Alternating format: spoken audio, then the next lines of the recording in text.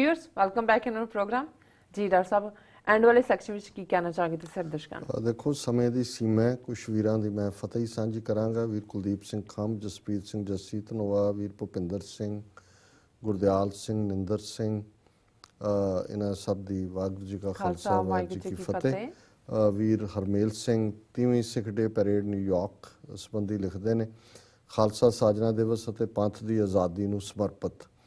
ਜੂਨ 1984 ਸ਼੍ਰੀ ਅਕਾਲ ਤਖਤ ਸਾਹਿਬ ਅਤੇ 37 ਹੋਰ ਪਵਿੱਤਰ ਗੁਰਦੁਆਰਿਆਂ ਉੱਤੇ ਭਾਰਤੀ ਫੌਜ ਵੱਲੋਂ ਕੀਤੇ ਹਮਲੇ ਤੋਂ ਬਾਅਦ ਅਗਸਤ 1984 ਨੂੰ ਨਿਊਯਾਰਕ ਦੇ ਸਿੱਖਾਂ ਨੇ ਰੋਸ ਵਜੋਂ ਭਾਰਤੀ ਪਰੇਡ ਦੀ ਪੂਰੀ ਭੰਨਤੋੜ ਕੀਤੀ ਅਤੇ ਸਾਰੇ ਫਲੋਟ ਮੁੱਧੇ ਕਰ ਦਿੱਤੇ।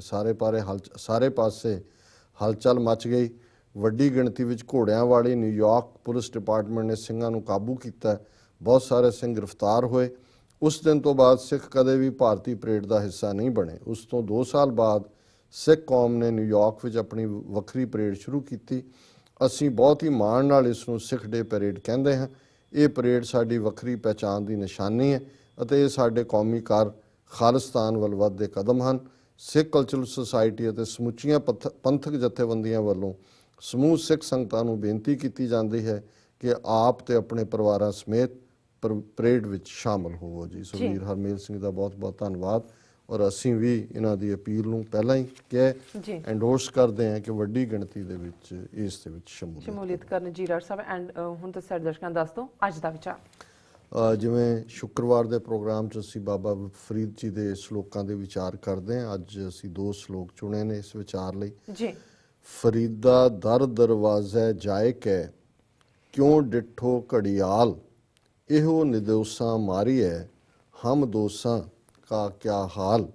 ਤੇ ਅਗਲਾ ਸ਼ਲੋਕ ਹੈ ਘੜੀਏ ਘੜੀਏ ਮਾਰੀਏ, ਪਹਿਰੀ ਲਹਿ ਸਜਾਏ, ਸੋ ਹੇੜਾ ਘੜਿਆਲ ਜਿਉਂ ਦੁਖੀ ਰਹਿਣ ਵਿਹਾਏ ਜੀ।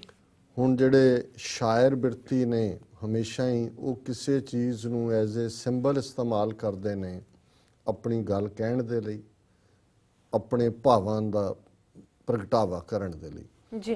ਹੁਣ ਤਾਂ ਸਾਡੇ ਕੋਲ ਘੜੀਆਂ ਨੇ, ਹੁਣ ਤਾਂ ਸੈੱਲ ਫੋਨਾਂ ਦੇ ਉੱਤੇ ਵੀ ਟਾਈਮ ਹੈ, ਕੋਈ ਕਹਿਣ ਦਾ ਕੋਈ ਘੜਿਆਲ ਸੁਣਨ ਦਾ ਹੁੰਦਾ ਹੀ ਨਹੀਂ।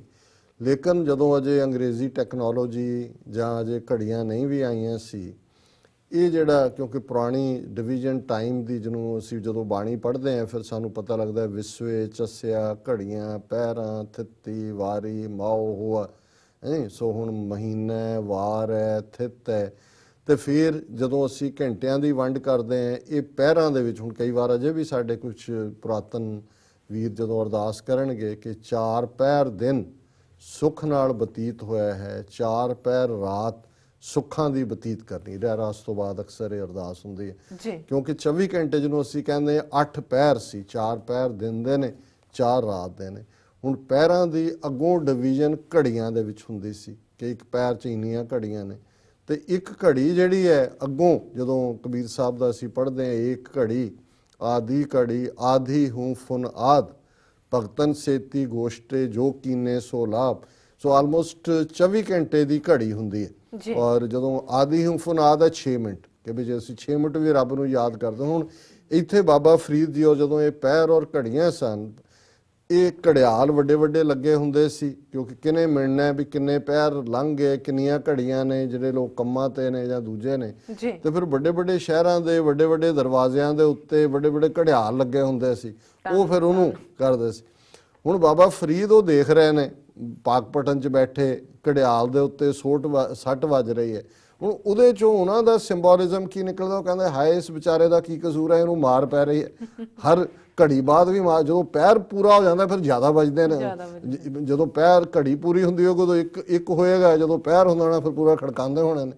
ਉਹਨਾਂ ਨੇ ਆਧਾਰ ਬਣਾਇਆ। ਉਹਨਾਂ ਨੇ ਕਿਹਾ ਫਰੀਦਾ ਦਰ ਦਰਵਾਜ਼ੇ ਜਾਏ ਕੇ ਕਿਉਂ ਡਿੱਠੋ ਘੜਿਆਲ, ਇਹੋ ਨਿਦੋਸਾਂ ਮਾਰੀਏ ਹਮ ਦੋਸਾਂ ਕਾ ਕਿਆ ਹਾਲ। ਉਹਨਾਂ ਨੇ ਕਿਹਾ ਵੀ ਇਹ ਵਿਚਾਰਾ ਘੜਿਆਲ ਜਿਹੜਾ ਹੈ ਨਿਰਦੋਸ਼ ਕੁੱਟ ਖਾ ਰਿਹਾ ਹੈ ਤੇ ਜੇ ਇਹ ਨਿਰਦੋਸ਼ ਦਾ ਇਹ ਹਾਲ ਹੈ ਤੇ ਅਸੀਂ ਜਿਹੜੇ ਗੁਨਾਹ ਕਰਨ ਵਾਲੇ ਹਾਂ ਸਾਡਾ ਕੀ ਹਾਲ ਹੋਏਗਾ ਕਿ ਭਾਈ ਅਸੀਂ ਜਾ ਕੇ ਦੇਖੀਏ ਤਾਂ ਸਹੀ ਘੜਿਆਲ ਦੀ ਹਾਲਤ ਦੇਖ ਲਓ। ਆਹੀ ਕੁਝ ਤੁਹਾਡਾ ਹੋਣਾ, ਤੁਸੀਂ ਤਾਂ ਦੋਸ਼ੀ ਹੋ, ਗੁਨਾਹਗਾਰ ਹੋ। ਔਰ ਫਿਰ ਦੂਜੇ 'ਚ ਉਹਨਾਂ ਨੇ ਕਿਹਾ ਵੀ ਘੜੀਏ ਘੜੀਏ ਮਾਰੀਏ, ਵੀ ਹਰ ਘੜੀ ਪਿੱਛੋਂ ਇਹਨੂੰ ਕੁੱਟ ਪੈਂਦੀ ਹੈ। ਪਹਿਰੀ ਲਹਿ ਸਜਾਏ, ਤੇ ਜਦੋਂ ਪਹਿਰ ਪੂਰਾ ਹੁੰਦਾ ਫਿਰ ਹੋਰ ਵੀ ਪੈਂਦੀ ਹੈ। ਸੋ ਹੇੜਾ ਘੜਿਆਲ ਜੋ, ਹੇੜਾ ਸਰੀਰ ਨੂੰ ਕਹਿੰਦੇ ਨੇ ਕਿ ਭਾਈ ਇਹ ਸਰੀਰਾ ਦੇਖ ਲੈ ਹੁਣ ਤੇਰਾ ਹਾਲ ਵੀ ਘੜਿਆਲ ਵਰਗਾ ਹੋਣਾ, ਦੁਖੀ ਰਹਿਣ ਵੇ ਹਾਏ, ਤੂੰ ਰੱਬ ਤੋਂ ਵਿਛੜ ਕੇ ਰਾਤ ਤਾਂ ਦੁੱਖ 'ਚ ਗੁਜ਼ਾਰਦਾ ਜੀ। ਤੈਨੂੰ ਤੇਰੇ 'ਚ ਮਿਲਾਪ ਨਹੀਂ ਹੈ, ਤੇਰੇ 'ਚ ਵਿਰਾਗ ਵੀ ਪੈਦਾ ਨਹੀਂ ਹੁੰਦਾ, ਕੁੱਟ ਤੂੰ ਖਾ ਰਿਹਾ ਵਿਕਾਰਾਂ ਦੇ ਵਿੱਚ, ਤੂੰ ਵਿਕਾਰਾਂ ਦੀ ਮਾਰ ਝੱਲ ਰਿਹਾ, ਪਰ ਤੂੰ ਉਸ ਆਪਣੇ ਪਿਆਰੇ ਦੇ ਦਰ ਦੇ ਉੱਤੇ ਆਪਣਾ ਆਪਾ ਨਹੀਂ ਰੱਖਿਆ, ਔਰ ਇਸ ਲਈ ਇਹ ਤੈਨੂੰ ਮਾਰ ਪੈਂਦੀ ਰਹੇਗੀ। ਜੇ ਘੜਿਆਲ ਬੇਕਸੂਰਾ ਕੁੱਟਿਆ ਜਾ ਰਿਹਾ ਤੇ ਤੂੰ ਤਾਂ ਕੁੱਟ ਖਾਣ ਦੇ ਕਾਬਲ ਹੈ। ਸੋ ਇਹ ਇੱਕ ਜਜ਼ਬਿਆਂ ਦਾ ਆਧਾਰ ਬਣਾ ਕੇ ਰੱਬ ਨਾਲ ਜੁੜਨ ਦੀ ਗੱਲ ਹੈ। ਸੋ ਇਹ ਅੱਜ ਦਾ ਵਿਚਾਰ ਜੀ। ਡਾਕਟਰ ਸਾਹਿਬ ਤੁਹਾਡਾ ਬਹੁਤ ਬਹੁਤ ਸ਼ੁਕਰੀਆ, ਤੁਸੀਂ ਅੱਜ ਦਾ ਵਿਚਾਰ ਸਾਡੇ ਦਰਸ਼ਕਾਂ ਨਾਲ ਸਾਂਝਾ ਕੀਤਾ। ਇਸ ਨਾਲ ਆਪਣੇ ਵਿਊਅਰਸ ਕੋਲ ਨੇ ਇਜਾਜ਼ਤ। ਵਿਊਅਰਸ, ਸਾਡੇ ਪ੍ਰੋਗਰਾਮ ਦਾ ਸਮਾਂ ਇੱਥੇ ਸਮਾਪਤ ਹੁੰਦਾ। ਤੁਸੀਂ ਆਪਣੀ ਰਾਏ ਤੇ ਸੁਝਾਅ ਸਾਨੂੰ ਭੇਜਣਾ ਭੁੱਲਣਾ। ਸਾਡੇ ਇਸ ਪਤੇ ਤੇ sos@tv84.tv ਤੇ ਅਸੀਂ ਆਪਣਾ ਪ੍ਰੋਗਰਾਮ ਲੈ ਕੇ ਫਿਰ ਦੁਬਾਰਾ ਤੁਹਾਡੇ ਸਾਹਮਣੇ ਹੋਵਾਂਗੇ। ਤਦ ਤੱਕ ਲਈ ਮੈਨੂੰ ਤੇ ਪਿਆਰ ਸੁਣਾ ਗਿਆ ਦੋ। ਦੇਖਦੇ ਰਹੋ TV84। ਬੁਲਾ ਦਿਓ ਫਤਿਹ। ਵਾਹਿਗੁਰੂ ਜੀ ਕਾ ਖਾਲਸਾ, ਵਾਹਿਗੁਰੂ ਜੀ ਕੀ ਫਤਿਹ।